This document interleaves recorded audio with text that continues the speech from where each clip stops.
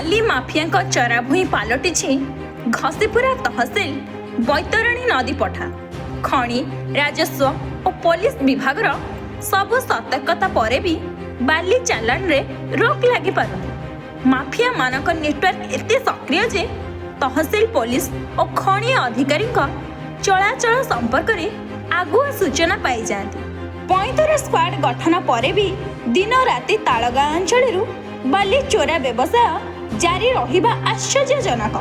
केवल वीरगोविंदपुर हाट रास्ता दे दिन राति 20 रु ऊर्ध ट्रैक्टर रे चोरा बाली बोही गोटे गोटे निर्दिष्ट स्थान रे जमा करती और राति हेले सेठारु बड़ बड़ हाइवा माध्यम रे विभिन्न स्थान को चालाण करती। एही सब चोरा बाली हाइवा गुड़ी को विभिन्न थाना सह मधुर संपर्क रे थांती तेणु एही हाइवा गुड़ी को चारिखुण माफ।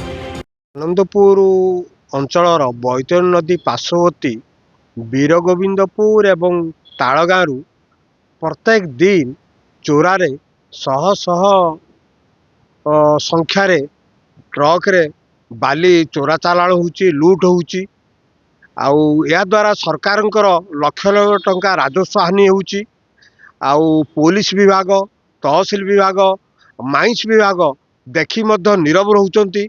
एणु प्रशासन एवं सरकार को अनुरोध यह प्रति दृष्टि दियंते तेबे सरकार यही बालीघाटरू लक्ष लक्ष टंका राजस्व पाई पारंते।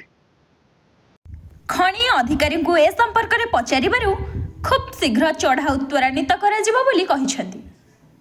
Bureau report time TV.